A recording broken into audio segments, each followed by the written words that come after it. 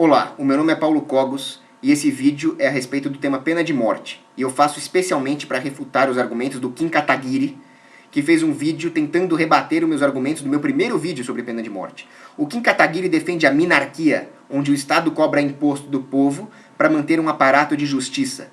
Primeiro, trata-se de uma contradição em termos. Um sistema de justiça não pode viver de uma injustiça que é o roubo, e imposto é roubo. Por isso que eu sou anarquista. Segundo, qualquer pessoa versada em economia sabe que o livre mercado provê qualquer bem e serviço escasso melhor que o monopólio coercitivo socialista, e a minarquia é um monopólio coercitivo socialista do bem-justiça. Agora vamos ao ponto central do vídeo, que é a pena de morte. O Kim Kataguiri fala que a estrutura requerida para se aplicar a pena de morte é mais cara do que aquela requerida para se aplicar, por exemplo, a prisão perpétua. Primeiro, tendo já refutado a minarquia, num sistema anarcocapitalista onde tudo é privado, o consumidor decide se ele quer ou não pagar por um arranjo melhor.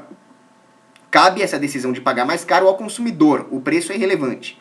Segundo, a pena de morte só é cara hoje porque o Estado fica com frescurinha de direitos humanos. Ah, o bandido vai ser executado, então nós temos que primeiro fazer ele dormir bonitinho para ele não sentir dor. Ah, por acaso ele deu esse privilégio para a vítima? Não, a vítima deve ter tido um sofrimento indelével. Deve ter sido brutalmente espancada, torturada, sequestrada, estuprada. Os seus últimos momentos devem ter sido de puro terror. Então, para que ter uma pena humana para um bandido? Quem discorda de mim nisso está incorrendo num reductio et absurdum moral, porque a vítima é inocente. O bandido foi lá e matou um inocente. Então ele é bandido, ele impôs uma morte a quem não merecia morrer.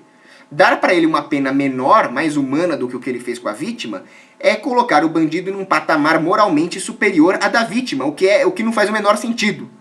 Aí o Kim Kataguiri fala, não, o bandido é um ser humano. E daí? Mais um motivo para se aplicar uma pena cruel nele, pelo seguinte, se o bandido é um ser humano, antes de ser bandido, ele tinha direitos e privilégios sobre todas as outras espécies da Terra.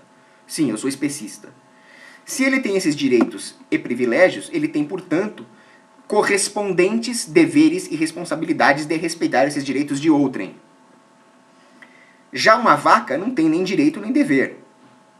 Ela pode ser morta para fazer um hambúrguer, um bife. Tudo bem. Agora, se o bandido violar o direito à vida de alguém, ele não vai para o mesmo patamar que a vaca. Então agora ele deixa de ter direitos e deveres. Não, você tinha esse privilégio porque você tinha deveres e responsabilidades. Violou, o bandido vai para baixo da vaca.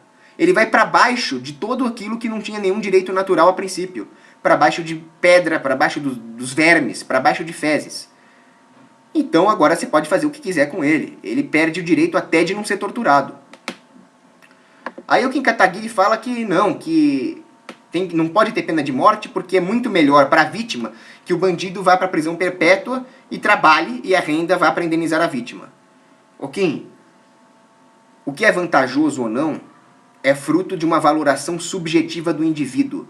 Se uma moça é estuprada, cabe a ela decidir o que é mais vantajoso para ela. Viver o resto da vida com a renda do bandido trabalhando como escravo numa prisão, ou exercer o seu direito natural de vingança e ter o prazer de ver esse estuprador ser brutalmente torturado, que é o que está dentro dos direitos naturais da vítima de estupro. Certo? Vingança é o cerne da justiça. É um direito natural da vítima. Depois o Kim Kataguiri fala que eu comparo o homicídio com roubo. Não, quem compara o homicídio com roubo é ele. Eu estou falando que o homicídio é muito mais grave do que um roubo. E, se uma pessoa rouba 100 reais, não só ela tem que devolver os 100 reais, como ela tem que devolver mais 100 reais, ela perde esse direito que ela violou, e mais um monte de indenizações de juros, de custo de oportunidade, de dano psicológico. E aí, um homicida vai ter uma pena menor do que o próprio homicídio que ele praticou? Então, proporcionalmente, você está falando que um homicídio é menos grave do que um roubo? Não. Por isso que eu defendo a pena de morte, no mínimo, para um crime desses. Aí o Kim Kataguiri fala que é inumano sentir prazer com o sofrimento e a morte de alguém. Errado de novo. O que é desumano é não sentir nada. É da natureza humana amar, odiar, ficar feliz, ficar triste. Sentir prazer com a felicidade de alguém que ele ama. E sentir prazer com o sofrimento de um canalha que matou alguém que ele ama. Isso é ser humano. Agora, o que a ONU e os estados do mundo querem? que você não sinta nada mesmo, que você perca a capacidade de amar e de odiar. Porque aí fica mais fácil nos controlar. O que eles querem é anestesiar nossos sentimentos, promover uma zumbificação moral da humanidade, o que tiraria o nosso caráter humano e nos aproximaria do gado. E é muito mais fácil controlar gado do que controlar seres humanos, né? Tá aí dentro do interesse do Estado, de escravizar a raça humana. O Estado é um aparato de escravização. E já dizia Dante Alighieri, o inferno é um lago gelado onde os sentimentos morrem, onde se congelam as almas. Eu não quero estar nesse inferno de Dante. E eu confesso aqui, sim, eu fico feliz e eu sinto prazer quando um bandido desse nível aí, estupradores, assassinos, sequestradores, é torturado e morto. Que fique bem claro que eu não estou falando aqui de ladrão de galinha. Se alguém torturasse um ladrão de galinha, aí essa pessoa sim é que estaria sendo uma agressora. O ladrão de galinha tem que ser punido por outros meios, indenizar com 10 galinhas, que seja. Aí o Kim Kataguiri faz um argumento que foi o único argumento que eu respeitei. Que ele fala que existe o risco de erro judicial e um inocente poderia ser executado. Mas é muito fácil rebater também. Primeiro, com esse argumento, nós teríamos que negar todas as punições possíveis e imagináveis, incluindo multas e prisões, porque senão você tem o risco de prender um inocente, de multar um inocente. E depois, que muitas atividades humanas impõem riscos a inocentes, e cabe ao bom senso julgar o quanto elas valem ou não. E quais são as medidas técnicas que devem ser tomadas para impedir, para mitigar esses riscos. Caso contrário, nós teríamos que proibir a aviação civil, porque você está correndo o risco nesse exato momento de um avião cair na sua casa e te matar. Você proibiria a aviação civil? Esse exemplo está no livro do David Friedman, As Engrenagens da Liberdade, que eu até me expressei mal, recomendei não ler, mas o que eu quis dizer é que eu não recomendo usá-lo como referência metodológica. Mas é um exemplo muito interessante e cabe ressaltar também que o David Friedman defende a pena de morte. Então, a aviação tem que ser segura, o avião tem que ser seguro, você não pode fazer um avião lento.